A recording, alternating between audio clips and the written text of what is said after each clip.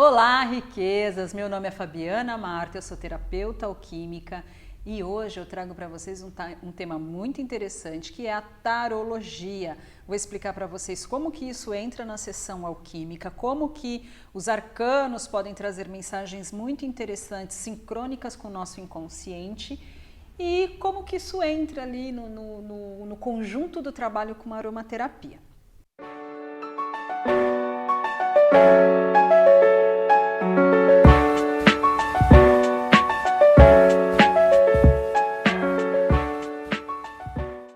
Bom, primeiro eu quero contar para vocês que a minha história com arcanos, com oráculo, começou há muito tempo atrás.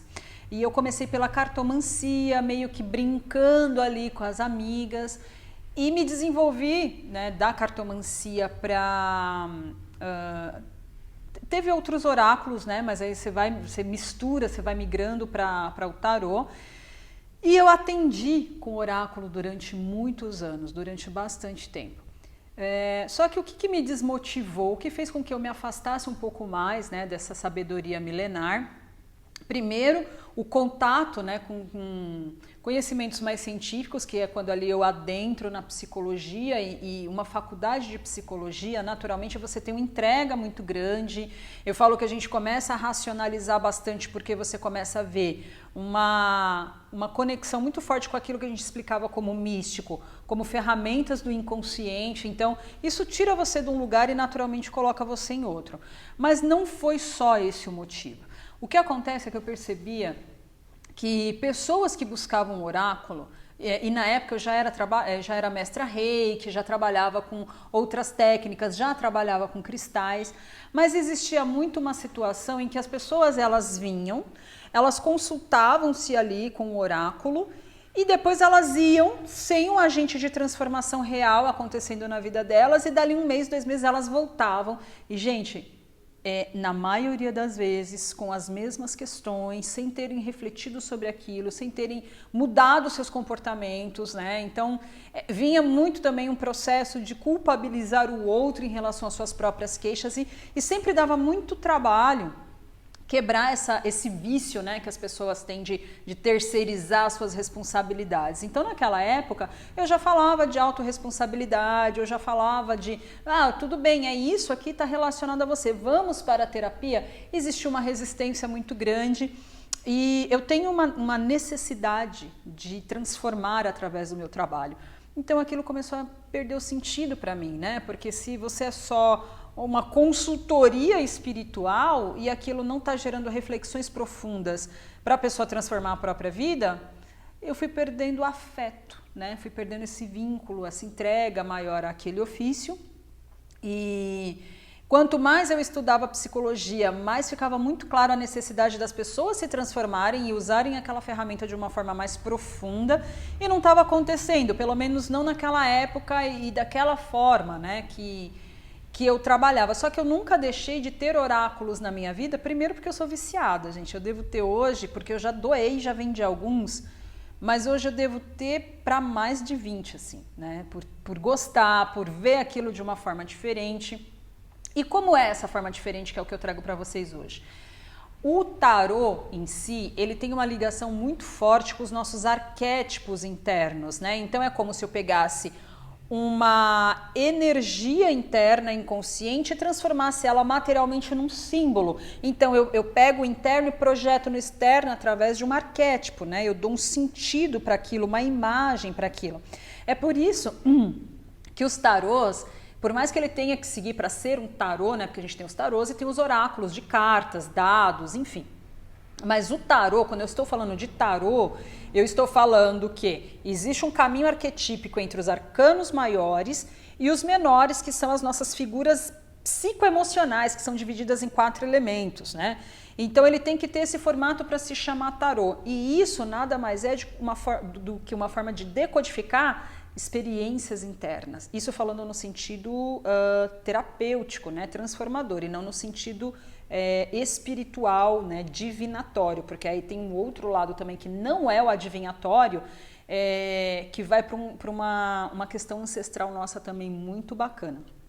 Então, aonde o tarô ele pode nos ser muito útil? Quando você está procurando realmente símbolos que conversem com o seu mundo interno e através das sincronicidades. É óbvio que quanto mais você trabalha a sua intuição, mais isso faz sentido. Tem coisas que não fazem sentido nenhum se você não tiver uma receptividade àquela ação, né, a tarôs, não tiver nenhum tipo de interesse, aquilo não vai ressoar com você. Mas se aquilo ressoa com você, essas sincronicidades, que é um termo da psicologia, mas que eu também posso usá-la dentro de um conceito psicoenergético, né? O que eu atraio é o que eu estou precisando, a mensagem da minha espiritualidade vir através de símbolos no dia a dia, que não acontece só no tarô. O tarô é quando eu direciono a minha energia para saber algo, mas isso já apareceu de outras formas, com outras linguagens no dia a dia, né? Isso acontece muito, é muito legal estar mais sagaz para perceber. Mas o tarô, ele traz essa tradução, né? Então, os arcanos maiores, eles, se você pegar ele, inclusive o tarô mitológico trouxe isso para um sentido muito interessante, mas todos os tarôs têm essa trajetória, né, do nosso desenvolvimento pessoal. Nesse olhar terapêutico, os arcanos maiores, eles são o nosso desenvolvimento humano, as lições que a gente precisa aprender, tá? No tarô divinatório, que já está muito mais ligado às nossas raízes espirituais e quânticas, ali falam mesmo de figuras divinas que vieram para nos inspirar, né? E o que cada lição é, enfim. Então, quando eu começo no arcano do louco, eu sou a pessoa, como na astrologia, da casa 1, aquela que eu estou me jogando para a vida, né? Eu estou me aventurando nas experiências da vida, mas eu estou aberto, eu estou receptivo, o meu coração está puro, né? O arcano do louco tem essa pureza do coração. Então, eu sou um ser que estou disposto a me desenvolver. E a partir da trajetória dos arcanos, cada arcano que aparece é uma lição. Então, veja, terapeuticamente falando, quando a gente traz isso para a sessão alquímica, os arcanos, eles já mostram mais ou menos qual é a lição que você tem que acoplar, ou observar, ou olhar, porque tem algumas cartas também que elas são mais desafiadoras, quais são os desafios que você precisa superar. Então é muito, muito rico quando você traz para esse olhar. Quando a gente mistura com os arcanos menores, porque tem gente que joga só os maiores né, eu nas sessões eu gosto de misturar, né, jogar o baralho inteiro. Quando eu estou falando das questões dos arcanos menores, eu estou falando mais dos conceitos mundanos, né? Na tarologia divinatória separa-se muito isso, assim. Os arcanos maiores, eles não se chamam maiores à toa, né? Porque eles já vêm como se fosse uma mensagem do sagrado para você. Né? As mensagens que aparecem em arcanos maiores, normalmente é assim, ó, isso você não pode deixar de olhar, você não pode fazer a tal da vista grossa, porque aquilo ali é muito marcante, é como se fosse o sagrado falando diretamente com você. Se a gente for falar de inconsciente, né, de psicologia, a gente vai estar falando do grande self, são as mensagens do grande self chegando para você. Se a gente vai falar dos arcanos menores, eles estão divididos em 4 elementos, porque é o nosso desenvolvimento aqui, quanto ser encarnado. Então, a gente tem fogo, terra, água e ar, né, que é o que nos constitui para gerar o 5º elemento, que é o elemento que ascende, que transcende, que evolui.